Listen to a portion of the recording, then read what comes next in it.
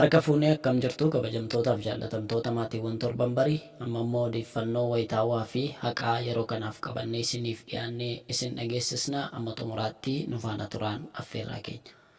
Jalqaba irratti walitti bu'iinsi mootummaa Itoophiyaa fi xiinxalaa siyaasaa obbo Jawaar Mohaammed ifatti erga mul'ate bubbulullee gidduu kanas odeeffannoo haaraa qabannee dhiyaanneerra nu hordofaa.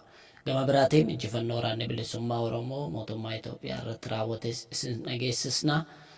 Hunduma isaa kana dhaggeeffachuudhaaf toora miidiyaa keenya torban barii sabskiraayib gochuu hin dagatinaa isiniin jenna. Gara odeeffannoo dabalataatti isin dabarsina.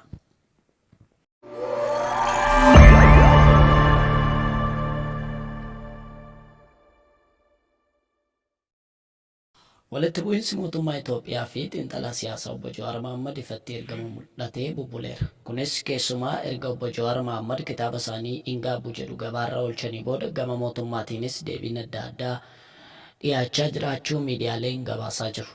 Haa ta'u malee guyyaa har'aa kana immoo erga pirezidaantiin Keeniyaa walga'iidhaaf gara biyya keenya Itoophiyaa seenaniitii manni obbo Jawaar Mohaammed to'atamee namoonni sadiis qabamanii hidhamuu miidiyaaleen garaagaraa gabaasaatii jiru.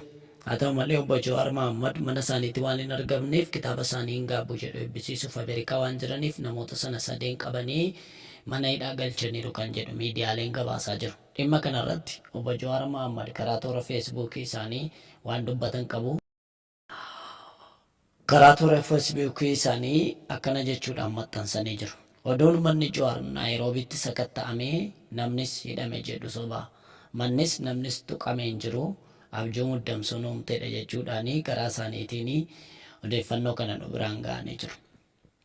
Gama biraatiin injifannoo waraanni bilisummaa Oromoo fi mootummaa Itoophiyaa lola guyyaa har'aa godina Arsii Bahaa aanaa Muneessaa keessatti walitti bu'iinsa raawwataniin mootummaa Itoophiyaa irratti waraanni bilisummaa Oromoo adabbii du'aa fi madoo qaqqabsiisuu danda'eera.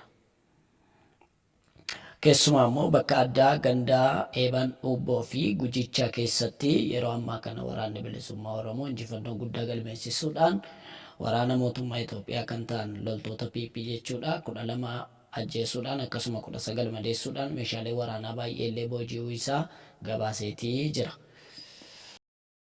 Akkasumas waraanni bilisummaa Oromoo kaaba Shaggar aanaa Sulultaatti ganda Sayyoo iddoo addaa gaara Aaligee jedhamutti tarkaanfii hamaa waraana bilxiginnaa irratti fudhateen du'aa fi madoodhaan adabuusaa ibsee jira.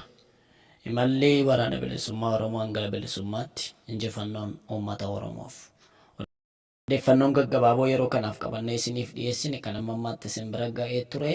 Yeroo biraatiif odeeffannoo naqaaf wayitaawaa akka isin bira ga'uuf toora yuutuubii keenya torban barii sabskiraayib gochuu hin dagatinaa isiniin jenna. Horaa bulaa.